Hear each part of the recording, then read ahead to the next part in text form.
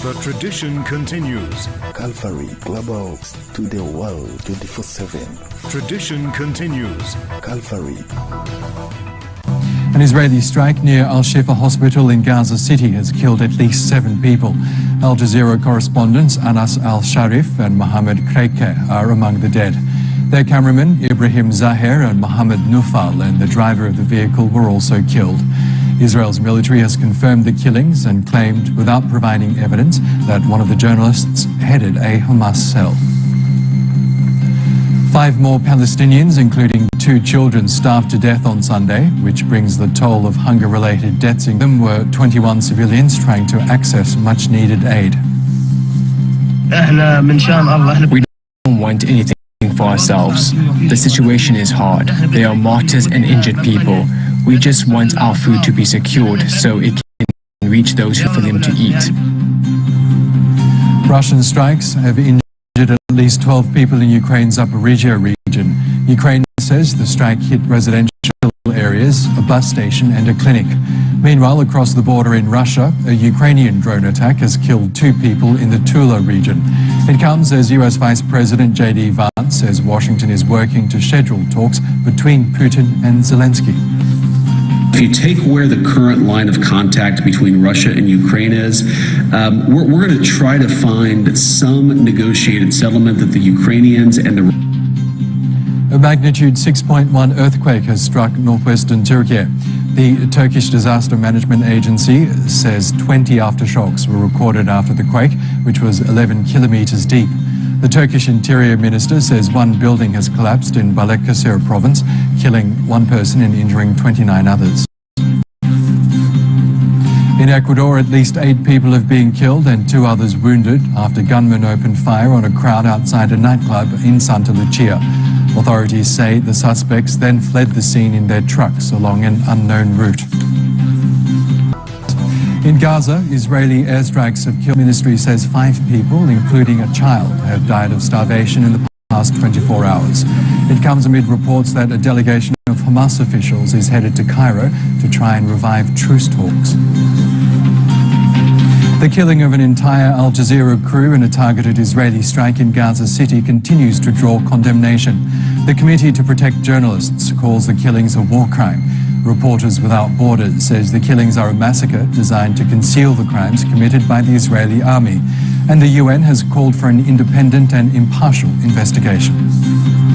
At least 242 journalists have been killed in Gaza since the war began.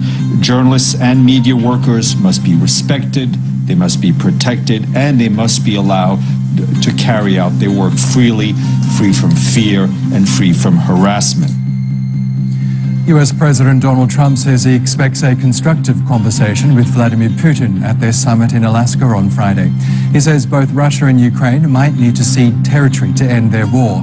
But Ukrainian President Volodymyr Zelensky says Moscow has no intention of negotiating a truce.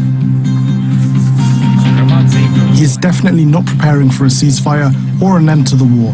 Putin is determined only to present a meeting with America as his personal victory and then continue acting exactly as before.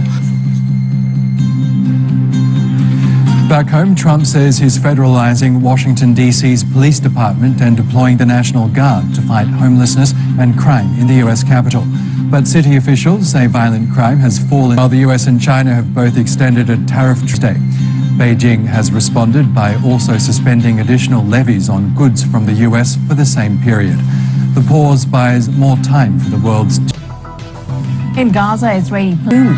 It comes as foreign ministers from more than 20 nations said the humanitarian crisis in the enclave has reached unimaginable levels. Very hard now and go back to the original proposal, 60 days. Ahead of Friday's summit between the U.S. president and his Russian counterpart in Alaska, Donald Trump will attend a virtual meeting with Ukrainian President Volodymyr Zelensky and other European leaders. Trump had earlier suggested Russia and Ukraine may need to swap territories, but Zelensky has rejected the idea of surrendering the Donbas region.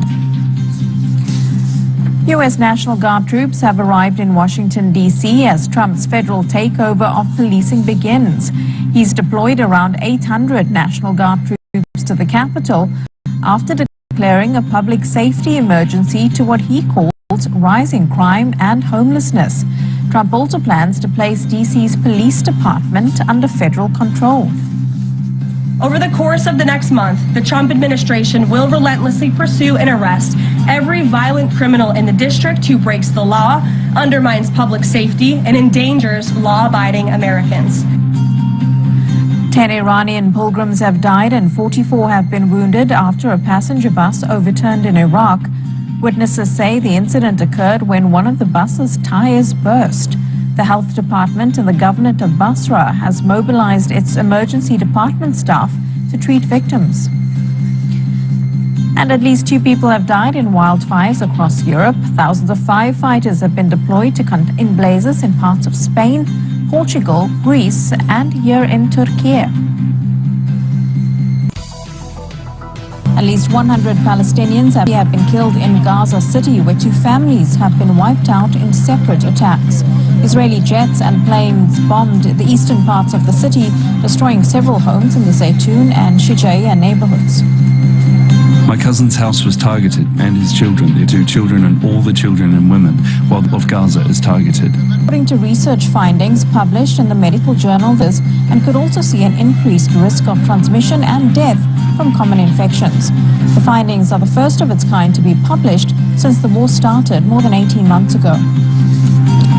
U.S. President Donald Trump says he'll request a meeting between Vladimir Putin and Volodymyr Zelensky if his talks with the Russian president go well on Friday.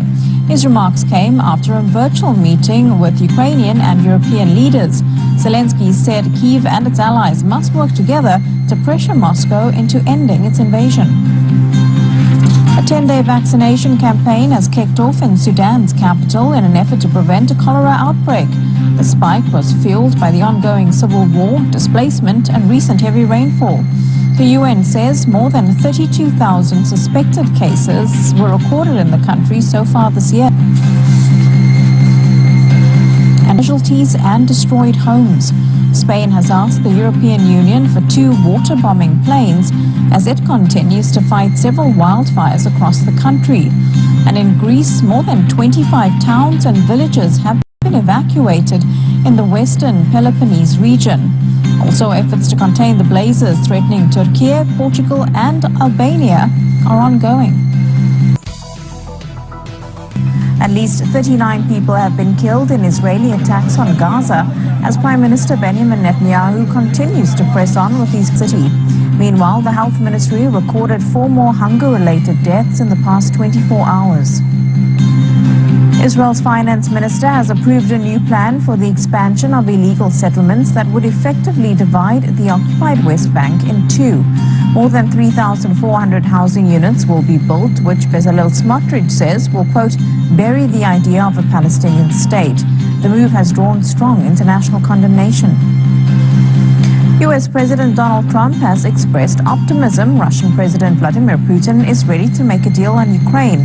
It comes as Putin praised Trump's efforts to try and end the war ahead of their joint summit in Alaska on Friday.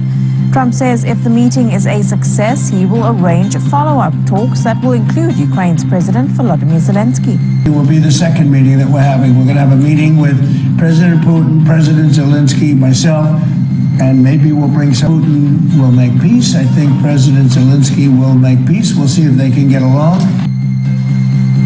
Dozens of people have been injured during violent pro- and government democratic freedoms while allowing crime rates to soar. Wildfires in Spain have killed 1 more person, taking the toll to 3 this week.